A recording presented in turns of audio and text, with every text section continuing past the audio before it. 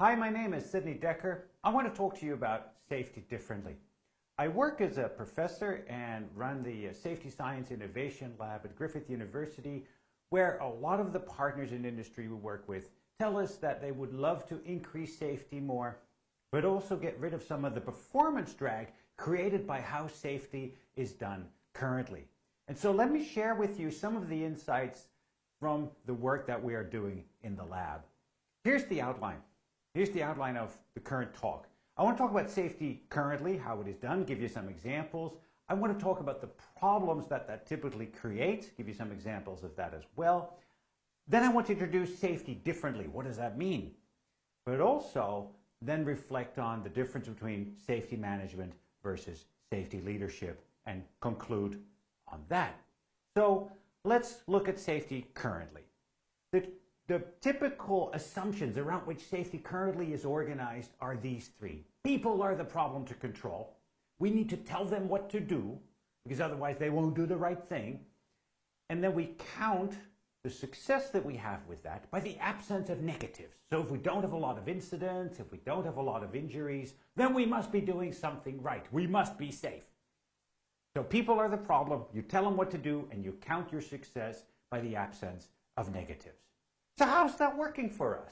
How is that working for you? Well, let's take a look at a very recent example that was published in the Telegraph of London on the 17th of November of a little girl named Lily Grace. Lily Grace is 7 years old, and she's almost blind.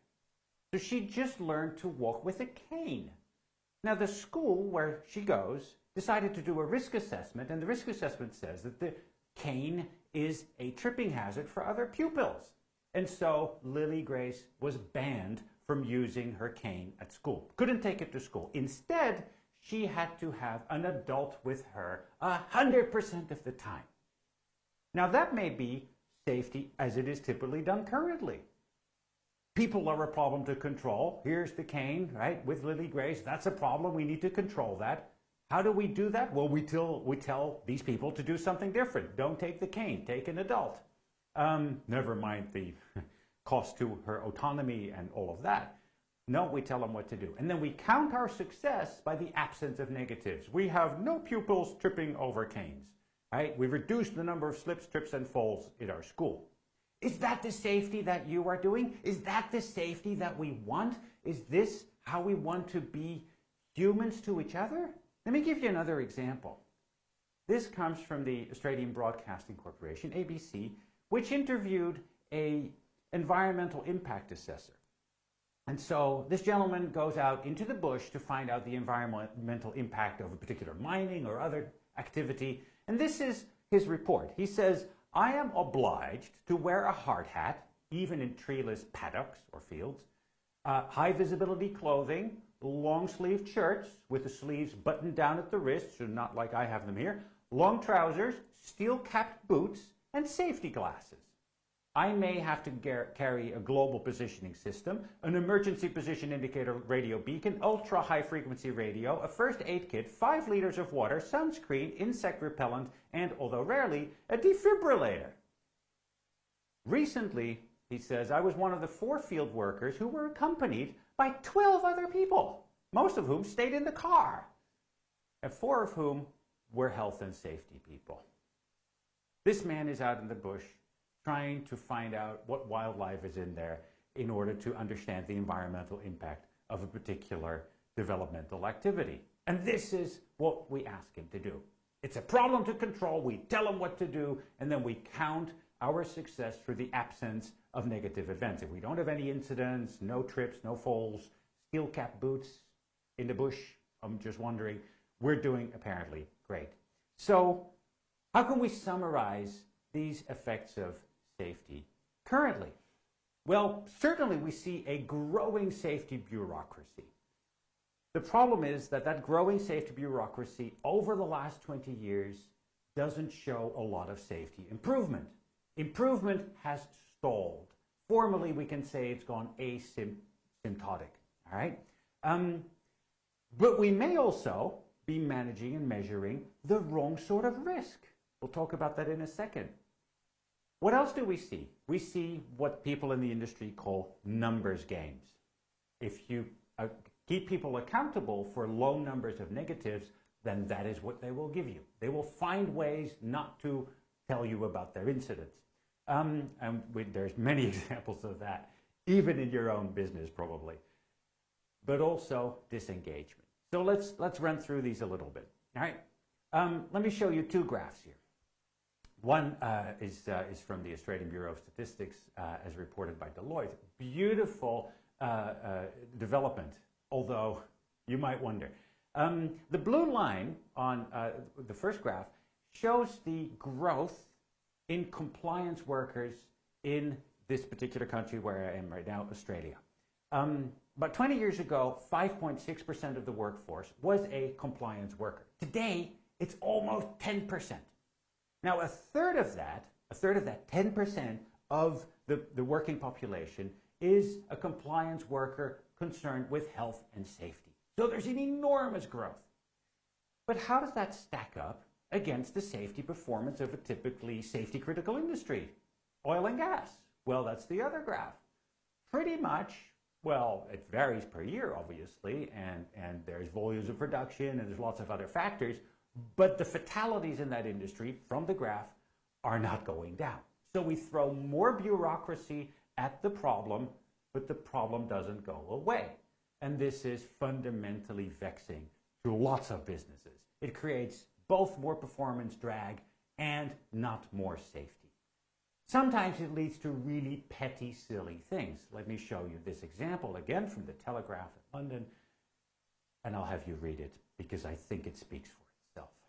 I'll give you a minute for that. No, not a minute.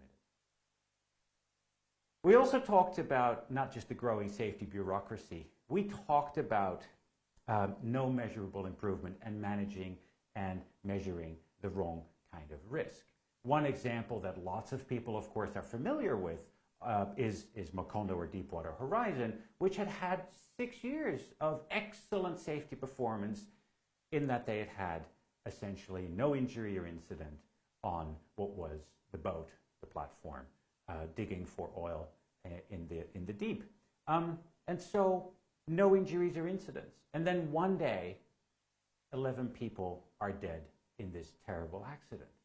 And so are we counting what counts? Or are we just simply counting what we can count? Or are we counting only that for which we are being held accountable in our annual reports, in our industry standing, by our regulator? Is that smart? Is that actually counting what counts? Is it measuring and managing the risks that really matter? From these examples, I wonder. What about numbers games? Very often, if we put pressure on people to have low numbers of lost times, of medical treatments, then that's exactly what we will get. Sometimes there are bonuses connected to this. Now, the scientific consensus on that is that bonuses for safety performance are generally a really bad idea because we trigger the behavior you don't want to see. Let me give you an example from one company visited recently, which is workers walking around with a hip pack. And so what's in the hip pack, we asked? Well, it took a while for us to figure this out, but what's in the hip pack is their own personalized first aid kits. Why were they carrying those around? Well, this company was very proud of its safety performance. It hadn't had an injury in 300,000 million days or whatever it is that they put on the board outside the entrance, right? And so no worker was going to be the first one to mess up that wonderful streak of injury-free performance. And so they carried their own little hip pack that if they did get injured in the job, which of course did happen, they would scurry off to the men's or the ladies and fix themselves up. Now, do you want to be that company? Do you want to be the manager responsible for that? Is it still ethical to do that? I wonder. Are you even honestly acknowledging the suffering that happens to the people that do your dangerous and dirty work? If you have them scurry off in the dark niches of your company to fix themselves up so that there will be no injury. And how smart is that? Not only how ethical is it, but how smart? Because how much are you learning from what goes right and wrong in your business? I would argue very little. And so safety currently is not really much about safety at all in that sense. It's about you looking good. It's about you being able to report good numbers up the line and get the next contract. But is it about keeping people safe?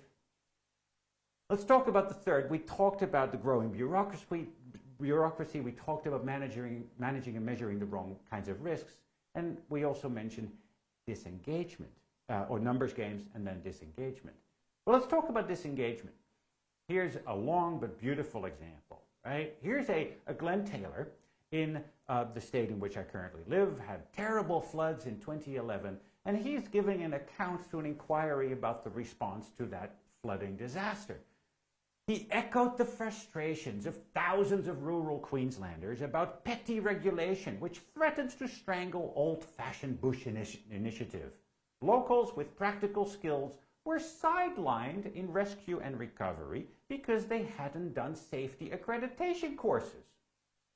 Serviceable boats that these people have been using for years were ordered out of the water in order to be replaced with inflatable vessels that had been approved.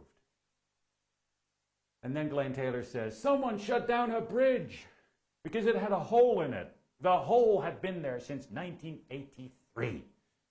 And then he goes on to say, competency and common sense, that's what we want. Well, competency and common sense are not the guiding words of safety currently. Compliance and control are the guiding words, not competency and common sense. And how is that working for us? What does the data say? Is the data what we believe it is? Let's go have a look. Let's look at the following paper published in Safety Science by two Finnish colleagues from the construction industry. Now, there's lots of numbers on this slide, but there's two columns that really matter. One column is about the incidents. They call it accidents, but just say incidents because that's really the sort of category that most people would identify them as. And then fatalities. Now, normally, we've been taught, or many of us in safety have been taught to believe that if we have more incidents, it is more likely that we will have fatalities. In fact, there are whole theories based on this that say there's a triangle, right? This triangle that says you've got so many of this, and if you've got that, then you've got so many of that. And then all the way at the top sit the fatalities, which means if you get rid of the injuries and the incidents and the little stuff, you will automatically get rid of the big stuff. All right? That's the idea. That's the theory. Now, let's see what that theory would predict. That theory would predict the following. This is a version of that triangle. All right? This is a line, but it is based on the theory of the triangle that says for each 10 injuries and incidents of that particular level, you will have one fatality. Right? Again, that's what the triangle is predicting. All right?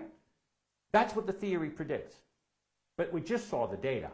If we actually do the correlation and plot the data, you know what we get? This is what we get.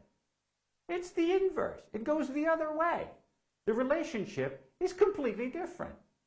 The more injuries and incidents you have, the fewer fatalities you have. Isn't that interesting? It basically puts the triangle upside down with the base up. All right? So this is what this graph shows. This is the actual data. And the correlation is very strong, minus 0.82. That's a strong correlation. All right? Correlation tells us that the more incidents you have, the fewer fatalities you have. And the fewer incidents you have, the more fatalities you have. Isn't that interesting? Think about why that might be the case. What would be the hypothesis that you would want to test in your company to check whether that is indeed going on in your organization as well? You can check this against other fields of practice. Here's aviation. Barnett and Wang at MIT did this for aviation. Lots of complicated statistics behind their work, and you can look it up. But the conclusion is the same. Airlines with more incidents have lower passenger mortality risks. All right? So the more incidents, the more you'll learn, the less you have passenger mortality risk. Now, if that's what's going on, then is it smart to keep doing safety as we're doing it currently? We've looked at some of the unethical implications of it. We've looked at some of the practical implications. And we've now seen that perhaps we're not creating a lot of safety with this sort of position at all. So what should we do instead? Well, let's think about doing safety differently. All right? Safety differently makes the following assumptions. It says people are not the problem to control. People are the solution. They do this work every day. They are the experts. They know what to do. So you don't have to tell them what to do. You need to ask them what they need. That goes for your workers too. Ask them what they need. They do this work every day. And they want to get better at it, undoubtedly. But there may be obstacles in their way. You may be asking them to do things that they consider completely idiotic, like wearing steel cat boots or taking a defibrillator into the field if you're counting birds. But you won't know that if all you do is telling them what to do because you believe that they need to comply and that you need to control. People are the solution. Ask them what they need. And then rather than counting an absence of negatives, which has led, as we saw, to all of these numbers games and this very strange way of keeping each other accountable for low numbers of negatives, count instead positive capacities among your people. Now, how can that work out? Let me give you an example of a square in my own country. This is in the north of the Netherlands, and the square was always problematic in terms of its safety, but also its throughput. It had both safety and efficiency problems. One traffic engineer came up with the idea to radically redesign how the square looks. And so, look at the picture. What you will see is that all of the traditional ways of managing traffic flows are gone. There are no barriers, no obstacles, no lights, no lines, no signs. They're all gone. Instead, the square has been carefully redesigned to accommodate adaptive, autonomous behavior from the ground up. Recognize how this works, right? Rather than imposing safety from the top down, you allow it to grow from the bottom up. And the results are stunning. Throughput has not only improved, but safety has improved dramatically. From 8 accidents per year, there is now 1. That's almost an order of magnitude of improvement in safety. How does that work? What is the secret? Well, and might this work in some of your operations? Traditionally, these would be the ABC of safety. Always be careful, right? I've seen this on posters. I've seen this in procedures, in other words, but it essentially says that, right? Always be careful, which is, as we all know, even if you tell children this, a rather useless exhortation to give people because it means very little in practice. But at least perhaps it makes those who say it feel better about themselves. At least I told him so, right? Always be careful. What is the ABC of this square? How does that work? Well, I don't want to do an alphabet game, but let's look at this. I think the A would stand for autonomy. Autonomy and self-determination. Nobody is telling you, whatever means of transport you have, where you should drive, go, walk, ride. It's up to you, relative to the other traffic, to figure this out. Autonomy and self-determination. There are no lines, no barriers, no signs. It's up to you. Even the speed is up to you with which you cross that square. The B for behavior. All right? Behavior in this square is changed not by people telling you what to do, not by speed cameras, not by lines, not by signs, not by barriers, not by sidewalks. Other people haven't told you what to do. But behavior changes dramatically in this square through the design of the environment, right? So it's the setting, not the rules, that help change the behavior, all right? Not rules, but setting. The C stands for collaboration, all right? Go back to the picture of the square. Collaboration is one of the fantastic findings of the research surrounding this experiment. What happens is people have eye contact. They look at each other. They divine each other's intentions and then work with each other to solve the conflict problem at the square. All right? So there's collaboration going on. And so how much of that is going on in your company when you create safety from the top down and tell people what to do? How much collaboration do you really have? Not only that, the collaboration that you see results in a really interesting effect, and that is that everybody slows down to the slowest common denominator. All right? So this blue van in the background will very likely take the speed of the old lady in the front of the picture. All right? So everybody slows down to the lowest common denominator. Not because there are signs and lights telling them to do that or a speed camera. No, because they collaboratively adapt and autonomously develop safety from the ground up. And so back to the D of design. It is design, as I said, that creates the behavior change, not rules or decrees from the top down. It is the design. And what's fascinating is that you make it look more risky and you get safer behavior. If you make it look more safe, you might actually get riskier behavior. And this is typical, people texting while crossing at the zebra crossing, right? You make it look safe, you get riskier behavior. Most critically, I think, because lots of companies who are doing safety currently complain about this. Oh, how do we get our workers engaged in safety? Well, think about this square. You cannot enter this square and not be engaged in your own safety. It's not an option. You have to be engaged in your own safety, all right? And so by creating an environment where that engagement is born out of the design and the autonomy and the self-determination of your people may be a very good way of thinking about safety differently. So let's finally take this to the contrast between safety management and safety leadership. Safety management would be about directing and controlling and assuring compliance with a particular way of working that has been predetermined. That's management for you. Management would be about sticks and carrots.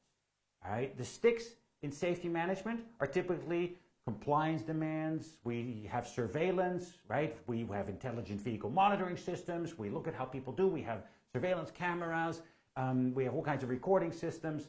And then if we find that people have transgressed outside of a particular area of safe performance in that what we have determined beforehand, there are sanctions. Sanctions, we rap over the knuckles or a conversation, or we send them off the site. This is how we then respond. What about the carrots? Well, the typical carrots of safety management and safety currently are rewards for low numbers of negatives. All right? We give workers prizes if they're not involved in an incident over the past month.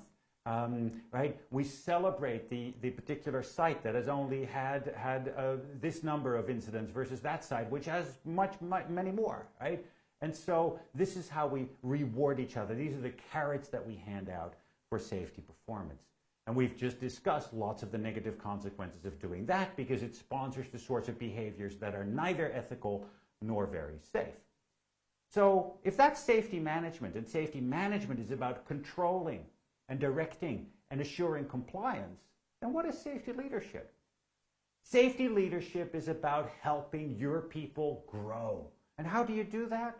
Well, Dan Pink lays it out really nicely, right? Give them autonomy, mastery, and purpose. Autonomy means that you really want to think about the extent to which you can give your people more control and autonomy over the tasks they do, the timing of those tasks, the techniques with which they solve those tasks, and the team in which they do it. Just think about how you do that currently in your organization and how much supervisory or managerial top-down control is in their daily work environment about the task, the timing, the technique, and the team. Think about how much you could actually relinquish and give back to your people, particularly when it comes to creating safe outcomes. Think again about the square. And then mastery. Mastery means giving your people the opportunity to get really good at something that matters, right? That they can excel in. Many people want to get, in fact, most people, if not all people, want to get better at what they do. They are intrinsically motivated to perform well, if only you give them the opportunity, the autonomy to do so. And then purpose. The purpose would be that you allow your workers to be part of something that's larger than themselves.